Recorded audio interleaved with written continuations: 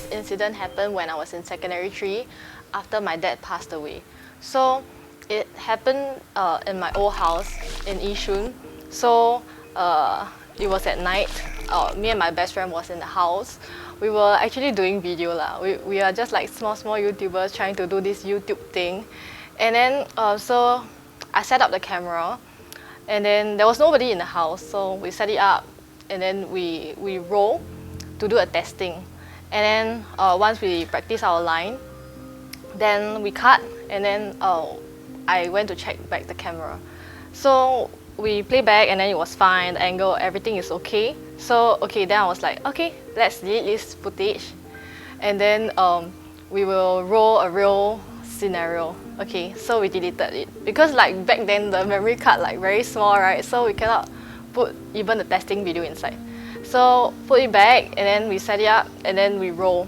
So I went back beside her, I sat down, and then we just do the video. After that, we ended.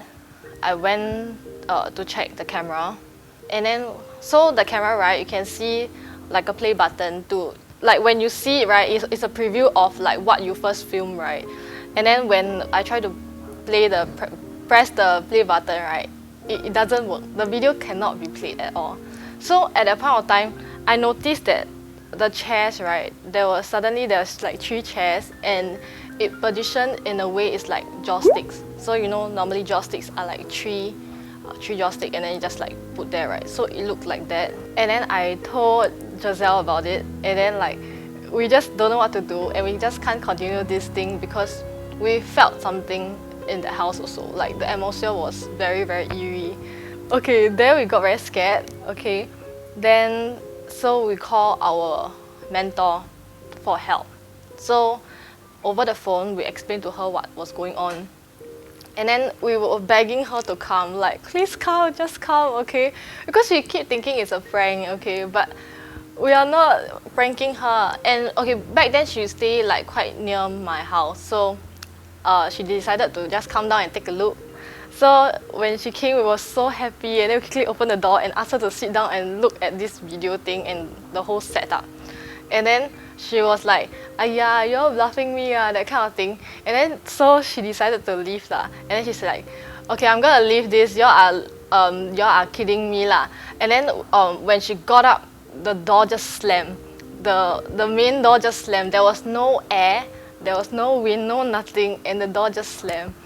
And then we all got very scared. So we just like, oh my god. Then my mentor started to pray for us. Yeah, okay, she initiated to pray for us, okay, we were so scared. And then I remember, okay, when we were praying, right, I felt that like something was just looking at us or something, like something was there, okay. And then after she ended the prayer, so we quickly got up and then we left the house. Yeah, we just like, the 3 of us just leave, and then yeah, that's it already. Then the next day, I went to ask my mentor lah. So you really felt like there was nothing? Because I clearly feel like there's something, okay? And then she said that she actually felt something, but she cannot say it because she don't want to scare us. Like she want us to feel calm at that moment. But yeah, she just like tell us after that day lah. Till today, I don't know whether is it my dad's spirit or like was it something else. But yeah, that's my story. So about 2 years ago, when I was in secondary 4, I had an experience that got me thinking twice about everything already. So it was about 10 p.m. first. I was in Vivo City together with my mom, and I had this obsession over collecting statues. And the statues that I collect are kind of big size. They're not the like miniatures that are statues. So on that one day, I went to go and collect a Leatherface statue. So as I bought it at Vivo City together with my mom, and we made our way back home, and I got out of the car and I went to go take the statue out. It was in a box, so I carried the box out of the car. It was actually quite heavy, so I was actually carrying it with 2 hands. So the box was from my arms, like for my waist, and it was until my like nose level here. So I was able to still see where I was going, so I could make my way to the lift and go back home. So the box was heavy, so I told my mom, okay, why don't you park the car first? I'll just carry the box and I'll make my way to the lift first. But it was a very short distance between myself and my mother lah. So I was carrying the box and I was going towards the lift. And I can clearly see because the box isn't covering any of my eyesight. And I saw a woman. Clearly it was a woman. She seemed young. Her dressing was off. Like, it wasn't normal. It wasn't normal dressing in Punggol, and at that point of time, it didn't seem like a party outfit or whatsoever. Her dressing was very vintage in a way. I don't know where I got the idea from, but it seemed vintage to me. She was wearing a light blue dress, and she had a, in a way, it's like a ribbon, but a very thick, dark blue ribbon around her waist. It went all around her waist, and she had her hair down. So, but from my view of seeing her, because I was coming through like a short corridor to the lift, I only could see her side view. So her face was covered by her hair. Her face wasn't covering her face right in front. As I was coming towards the lift door opened. So I thought, okay, since my mom is not here, courtesy, let her take the lift first and I'll just take the next one. So she went into the lift and my mom was already behind me. I was like, okay, never mind, maybe I can pop into the same lift, or if never mind, if the lift already went up, I can just take the second lift, because there's 2 lifts. So I pressed the lift button, and I wasn't expecting the same lift to reopen. So when it reopened, I normally apologize to anybody inside, but I walked in without saying anything because there was no one in the lift. And then I was just trying to piece it together. I was like, this doesn't make any sense. I clearly saw someone walk into the lift, and now there's no one inside the lift. So I still went in the lift, and then my mother also walked into the same lift. And then I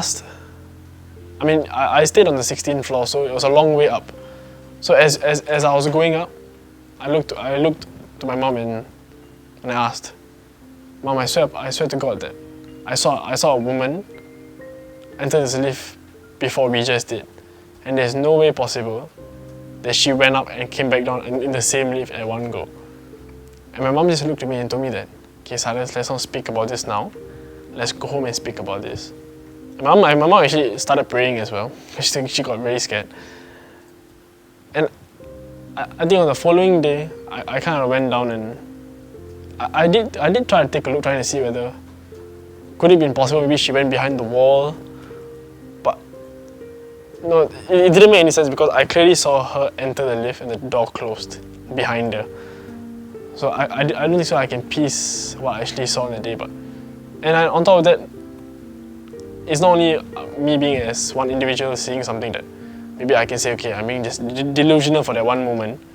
But my mother herself also has 2 pair of eyes. So I think that became more believable to me. But we never happened to saw that particular woman or particular person ever again. So yeah, that's my story. Okay, so right, do you know about the Red Cross campsite in Singapore? Yeah. So it's like a campsite like the Girls Brigade one, the Scouts one. But it's on top of a hill in Bedok, around there lah. Yeah. So it's very old until they renovated recently. It actually used to be a primary school, I think, back in the 1940s or something. Like there's this stone bench there that still says something school. Yeah. Apparently I saw on Facebook people say it's quite haunted also. So the story goes is that for a poly CCA, I think it was rugby or something like that. Like they came over to use the campsite for their activities. They want to have their camp there, that kind of thing. So I was there for one reason or another Okay, we go there a lot. So they were having their camp, playing the activities. Then after the end of the day, you get tired. Then everyone dirty, sweaty. Then you got shower time. So everyone's gonna go and shower. So everyone go and shower. Then suddenly there's this girl that was looking a bit lost. She was searching around for something.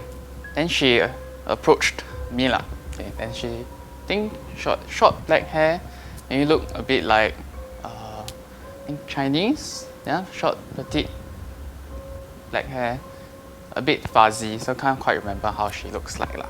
But basically she asked, oh no, could I borrow a pair of slippers? I forgot to bring my slippers, I need to shower. Right, so we're like, oh, okay, no, since we're all there, a spare pair of slippers, we just lent it to her lah. Yeah. Then, we just went about our own way, blah blah blah. Then the next morning came. So the next morning is like, clean up, because like the end of the camp, everyone's cleaning up, everyone's preparing to leave. Then we noticed that, we haven't got the slippers back yet. We should probably go and look for this girl, this mysterious girl. So we went and asked around. Did anyone see this person? Short, petite girl, Chinese, black hair. Then we went and asked around, and no one knew her. No one saw her. Yeah, and because it was like poly, right? So poly usually your camps and the people, a lot of people, but you don't actually really know anyone. So yeah, and I asked and check for everyone. It's like she just disappeared to thin air, and so did the slippers. Yeah, then we just never heard about it again. Yeah, we also got a banana, one banana leaf tree there, like right next to the parade square. So you don't know lah. Okay, so this incident happened when I was about 9 or 10 years old, around there. At that time, I was obsessed with this show called Wings Club. You guys don't know what is it? It's in the picture here. I was obsessed with it to the point I had posters all over my room. I knew every cause they will have like this dance thingy, like when they transform from humans to fairies. So I knew all like the dance and all that. Then I even watched every episode of it. So big fan here. But anyways, so at that time, my mom got for me this Wings Club singing doll. Let me just say that all it does is you press a button and it sings. That's all. Okay, so just keep that in mind. So that night, my family and I were going to bed, and so I left the doll on the shelf in my living room. I keep there's like this shelf that I have where I keep all my toys and everything. So I left it there, and basically, we were about to go to bed, and suddenly we hear a noise coming from the living room, and we're like, okay, what's going on? So we walked over there, and we saw that the doll was playing music. And my dad was like, okay, you know what, maybe it might be like some wiring issues or something like that. So he took the doll, he turned it off and then took out the batteries and he left it in my room. And then after that he was like, okay, everyone else, you all can go to bed and stuff like that. And the moment my dad said that, the doll was like, don't be afraid, good night. We were like, what in the world? First of all, the doll only sings, okay. Secondly, it doesn't have batteries at all. So how in the world can it do that, okay? And then the best part was my dad was like, okay, it's fine guys, everybody chill. I will sleep here with the doll. Y'all can go to my room and sleep. I'm like, wow, great dad. But yeah, so ever since that day, I hated dolls. They creeped the hell out of me. I threw out all my Barbie dolls. And then I know that my mom was like creeped out for like the first few days. She whenever my dad would send my sister and I to school, she would like come along. She didn't like staying alone at home. So yeah, that's my paranormal story. When I was like around 21, 22, I just ORD'd and I was doing a full-time job at Tampines. And at one night, it was like around 11 p.m. So I drove down ECP. And as you all know, ECP is a very long stretch of road that leads to Changi Airport and all those east side thingies lah, okay? So around 11 plus, I was driving up to my outlet, which I forgot to take something. So I just keep driving lah. Then we called it, we Chinese lah, we call it Gui Ta Qiang, which means that ghost erecting wall. That's literally how they translate it lah. Then I just keep driving oh. Then I drive. Then when you reach a stretch of palm trees, then it's like very dark lah. Then I like a bit stunned. So okay, because I drive that road a lot of times already, I just continue driving. Then somehow or rather, all my GPS and my cell phone, the signal, the reception gone already. Then I was like wondering, okay, never mind, maybe it's because I going inside a tunnel or something lah. I just calm myself down lah. Then I keep going straight. straight, at least for 20 minutes. Then I just keep going straight. Then I was thinking, cannot be lah, where got so suay one, right? Then I just keep driving on, drive. Then 10 minutes later, then I feel that, wow, jialat already. Then I stop at one corner of the road. Then I turn off the engine because there's a lot of rituals that people do it when they encounter this kind of thing. Some they curse and swear on the road, and some take out their shirt and continue to drive. Then for me, very simple. So I just off the engine, close my eyes, like for at least 4-5 seconds. Then I turn on my engine. Then I started to drive, closing my eyes, at least for 5 seconds. So I start to drive. I slowly drive lah. I drive. Then I thought okay lah, maybe okay already because first time encounter ma. Then okay lah, let's continue drive. Then around 20 minutes later, wow, still the same. Then I really think liao already. So I continue driving, right? Then 5 minutes later, I encounter a U-turn, a roundabout. Then I was thinking, ECP is a straight road. Then I was like, huh? Can I let one man? Then never mind. I just continue to drive. I U-turn, everything. Then in the end, I feel that I was in an oval loop. It was a closed loop. Then I was like, wow, this pai really xiao liao already. I really don't know what to do lah. Then I just continue driving. At least for 1.5 hours, I was just circling that thing. Then, although until like at least one point of time where I see my phone got reception already, I started calling my friends and the police and everything lah. Then I called them. Then they called me back and tell me that, hey, you not on the road leh. They went up and down the ECP. They couldn't find me. Then I was like, wow, xiao liao. I really jialat already lah. Then I just keep doing the same thing. I curse and swear. I take out my shirt. Then I hug against the guardrail lah. I just hug against the guardrail. So I just continue to drive. Then I thought, okay, maybe I close my eyes and continue drive. I close off. Then I hit the guardrail. Then I stun again. Like, wow, this one really tio already. This one is really very jialat lah because we got so suay oh. Then I just never mind. I just continue drive until at the point of time where I saw a moonlight, like a small moonlight lah, like at the end of the road. Then I was like, wow, is that like the end of the road or something? Then I just, never mind lah. I just continue go. Then I go. Then I found out that my mileage, because Singapore we use kilometers. Then we have a car mileage there. Then normally my car mileage is around like 200k or something. When you go forward like 1 km, it should go up. Then for me when I saw, I got shocked because it was -1, then -2, -3, then -4, then continue. Then I was like, wow, xiao liao. Then never mind, I just continue go straight until then poof. Then I like just suddenly someone at the back horn me. Like it was like 3 hours later, somebody horn me at the back. I was like I was just like, huh? Like why got people will horn me? Then I stopped the car. Then beside me, the uncle was taxi driver. So he just told me, hey, why you suddenly come out of nowhere? I just like, then I tell him that the whole story. Then he just tell me, wow, better go home and pray because you confirm kena all these things. Then I was like, wow, that 3 hours was a misery lah. And to the taxi driver, he also stunned because he was just driving on the road, sui on the straight road. Then suddenly he see me appear out of nowhere. He also stunned. Yeah, so that was the ghost story that I encountered. I do many things in life, but the one that I think I'm mostly known for is my paranormal work. I have been doing this for 13 years. I went all over Singapore looking for ghosts. You know, you hear stories about a certain place being haunted and then I would show up to see whether it really is. And not only that, I've been around Southeast Asia as well. I love the different cultures and their beliefs in ghosts because like the Chinese here, you know, they rather not talk about it because they feel that if they do talk about it and then ghosts will show up, which is kind of true. But when you go to Thailand, for example, it's kind of celebrated. You know, it's widely practiced in Thai Buddhism, where they have stuff like the Kumantong, which is a child ghost, right? So you can purchase one. Sometimes, you know, they make the Kumantong out of a aborted fetus, right? So you can buy this in the black market. So I've really enjoyed what I do. You know, I remember doing a paranormal investigation in Bangkok.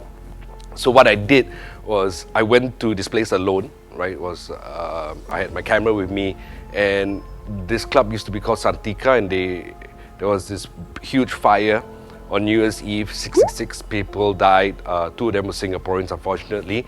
So I went to this place to see whether it's as haunted as the Thais claim, because after talking to a lot of locals, they said, yeah, you know, this is like probably the most haunted place in the city. So I went, and I can say that it is 100% true. I've been to Cambodia as well. That was kind of sad because it's I went to this place where the regiment that was running Cambodia, they were called the Khmer Rouge. So they killed like a lot of people. You're talking about like thousands, millions of Cambodians, innocent Cambodians. So I went to the killing fields, and I could hear voices. I could hear the at a certain spot, right, where there's this tree with that they have in the park. And I remember when I was approaching it, I didn't even see it yet, but I heard children crying.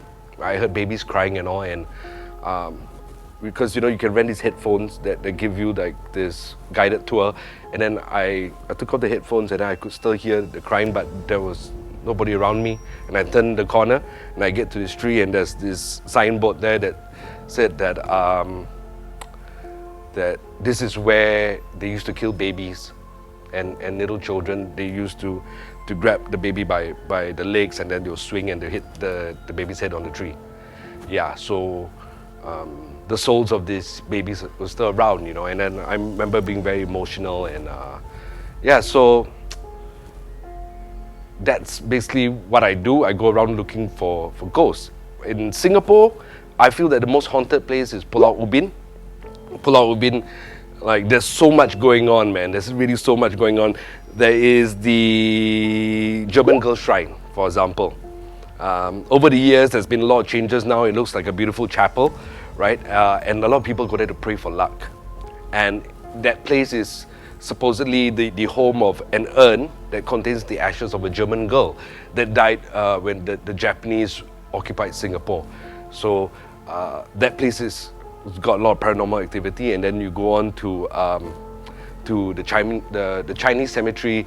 You can go to this particular cycling track, right? It's downslope where there's been casualties. You know, there's paranormal activity there. The Muslim cemetery, man, I was there many years ago, maybe about 12 years ago, and it was spooky because I heard a female singing, and nobody in my team wanted to go into the cemetery. They left. I cycled down, you know, going after them, and then I saw amber on the road, and that was strange because the road itself was glowing.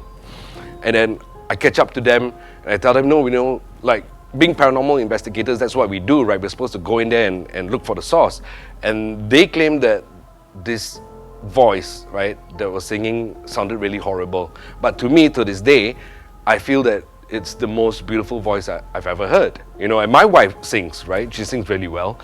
And this voice in the cemetery sounded a lot better than her, right? So they didn't want to go back in. The sun came up, you know, I got back home, took a shower, I slept. And then from that day onwards, I kept waking up. At about 3 o'clock in the morning, I would have like a really high fever that would last about an hour. But before I would wake up with this fever, right, I would have this dream of this lady. I couldn't see her face, but she was trying to get me to come to her.